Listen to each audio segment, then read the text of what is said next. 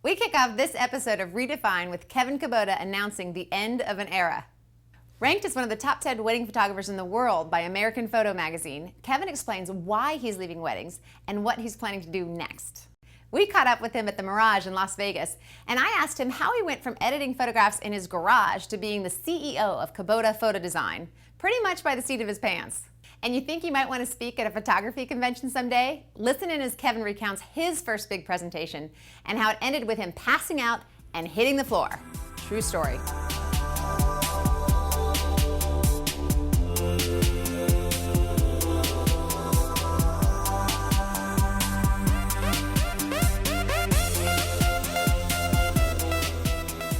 Before we get into the interview, though, the incredibly useful segment. How did I not know about this? Heard of Google? Gmail, Google Calendar, Google Docs, Google Search, GChat, Google this, Google that. There's so many Google apps now that they all get lost in the shuffle. One you don't want to miss out on, though, is Google Voice. Forget having to wrangle like 3 phones and all your voicemails, and hopefully you're not wearing a beeper anymore, but if you are, you can combine them all and never miss the important calls or beeps again. And you can set all kinds of great features like the time of day you want calls to ring through to certain phones. You can prioritize your contacts. You can either listen to your voicemails or get them text messaged to you, and that's all for free in the US. International calls are super cheap too, like a dime a minute. Check out Google Voice online and get in the loop.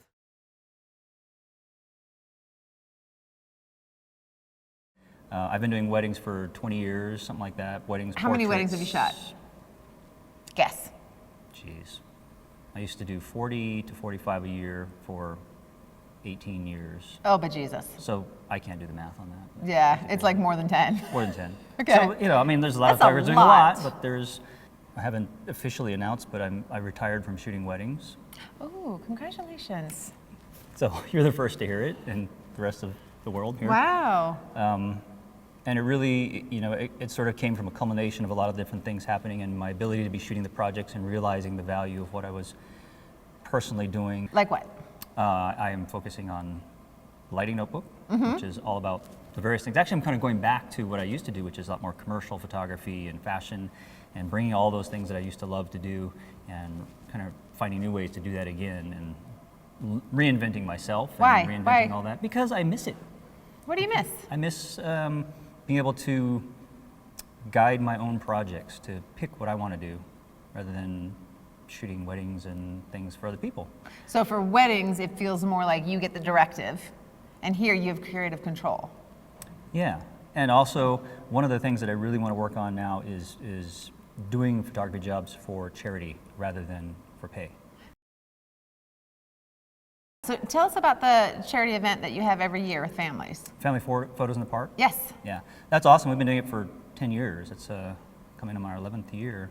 And it's basically set up to do portraits for families who couldn't afford it. And we set it up in the park, and I gathered photographers in the neighborhood that would help out. And we basically, one Sunday afternoon, we shoot a couple hundred families and give them all Christmas portraits. That's wonderful. Just photographing them in different parts of the park, or you have something we'll set set up up? stations. Like each photographer just stakes out, I'm going to work there, and they set up their whatever they're going to do, lights, reflectors. And it's really what cool. is your motivation for that? Other than, I mean, obviously you want to give, but what is the thing that compels you to keep doing it? Because it sounds like it's getting bigger and bigger.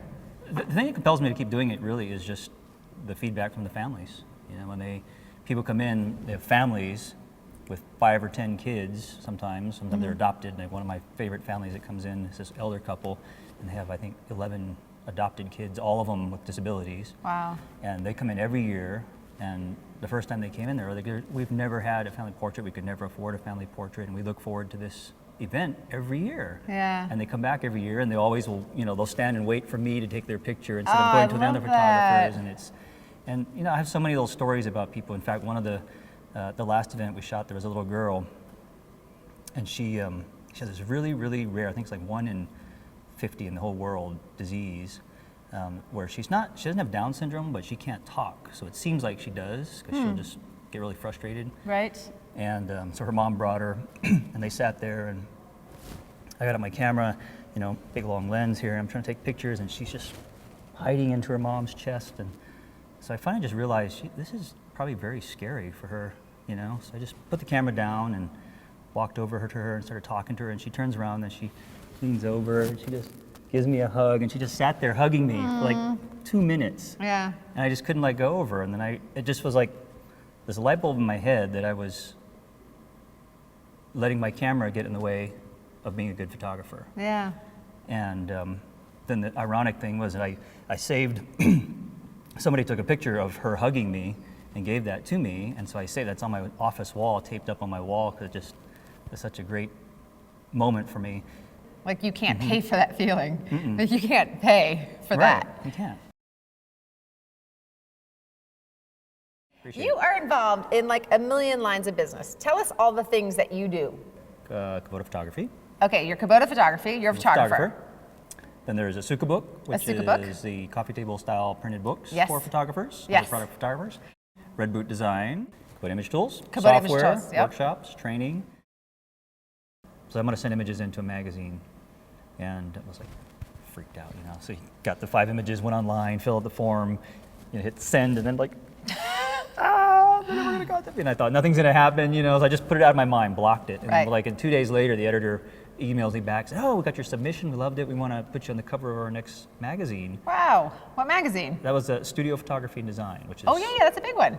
it's now defunct, but it was That's a was great the one. I read it magazine. every night. Yeah, it's been out of print for a couple of years here, but and then a few more days later, he calls back and says, "Oh, by the way, we noticed you're using the Nikon D1, which is the brand new, you know, at that time digital camera, and there's not many people using that to shoot weddings like you are, and I'm going to introduce you to some people at Nikon." And so they did, and Nikon said, "Hey, we loved your stuff, and we're excited about using this camera. Can we feature you on our website? Can we Whoa. put you in some ads?" And then, That happened right that fast? Yeah, all within, you know, about a few weeks of me submitting all those images. Yeah. And you're all like, "Oh, good, because I'm good at this. I just figured that out." Yeah, I'm like, I don't know what to do. And then the thing was, and they said, "Can you speak for us at WPPI?" And like, if you think about it, yeah, I'll do that. Yep. How many I people were think- coming to WPPI at that time? It was probably in the 6,000-7,000 range, maybe, Okay. or something. And that was your in- first big speaking engagement. That was about 10 years ago. Okay. How did you do? I did really good, I think. Yeah. I They've had asked you back a few pneumonia and I times. passed out Oh, after the program, fortunately. you passed out? I did. I was sick as a dog, and I was just popping the drugs to keep myself alive to do the program. Acting fine. Acting fine. Went on Yeah. the thing, you know, you're up by adrenaline, you're going, Yep. you're going. And since the program was over, I, you know, said my adieus to everybody and walked out and walking down the hallway, and I just, boom, blacked out. Next thing I wake up and there's Joe Busink fanning my face. Kev, are you all right? And I'm like, what happened? And he's like, you blacked out. Like, I have no idea what happened. So it was Is like, that something you normally do, or is that just a crazy one? no, it was only that and this one time at a nightclub, but we can't talk about that. Top 3 pieces of advice you'd give to anybody who wants to start where you started with ideas and passion and excitement and wants to build something. What are 3 guidelines you'd offer them? I think, well, the first one's kind of obvious, is stay true to what you really love to do. And that means that what you're doing. What you're doing that you're doing, Yeah, you know, yeah. and not getting sidetracked into the management and this and that, and learn to find people who are good at that and bring them on to help you, and don't try to do that stuff. So staying true to that. And then I think what I didn't do was I never had a kneecap. I never had a long-term, here's where I want to be. You know, like I didn't ever visualize. Like a strategic plan. Yeah, I just kind of went along with, hey, this is working, this is fun, this Yeah. is good, this is great. I love working with people. I'll hire them, boom, boom, and it's like, then all of a sudden you're like, wait a minute, you know, I'm surrounded by all this, but is this what I wanted? is this really what I wanted to do? Yeah. It's, you know, so that's kind of what I'm doing now. Is I'm getting back to focusing on, okay, what am I about? What's going to make me the happiest? And still respecting everybody else around me and helping Right, them and to their be roles happy and and their what they- roles and yeah. all that. But saying, okay, you're good at that. I'm not. I'm going to do this. You do that. That's really intriguing because you can go through life making a bunch of choices that you know are making you happy, and you're doing things you're good at, and they inspire passion in you and those around you, and still end up actually in a place that doesn't meet all your needs in terms Yeah. of like, wait, I was doing all these things, but since I didn't plan and I didn't have a path to get there, I'm now stuck in a place that isn't me. Right. And also thinking about what do you want your life to look like, you know? Do you want it to be, you know, I think there's a classic line, it's like, be careful what you wish for, you might get it. Yeah. You know? you want to be so successful, and then you get there and you're like, is this really? I'm working so much. Well, how much I want to work, you know, Yeah. I miss my family, and I can't go do this and that. So I think whatever it is that you want, some people love that, some people don't. And I think you need to be honest with yourself at the very beginning. Okay, here's what I want my life to look like. I want to have hours with my family. I want to travel this much with my family, or I want to, you know, do this much charity work, this much personal projects, and kind of crystal ball that out. And was the third? Did you get to the third? I think you said get other people to do other things you want, stay true to who you are, make a plan. Make a plan, and remembering your family, which is also yourself. Yeah. And I've neglected myself.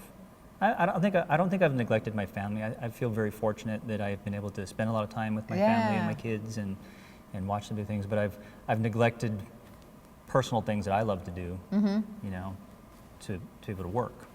Just started taking karate. I know, I've seen pictures Have of you you seen and your my funny son, picture? right? Yeah. Which I Didn't you have one of you and your son doing karate? Yeah. After I took it when I was a kid, when I was his age, I took it, and it was the best thing I'd ever done in my life. I think up until this point in my life. Thank you so much for joining us today. Thank you. And good luck with all of your businesses and all your tasks and your karate. Thank you.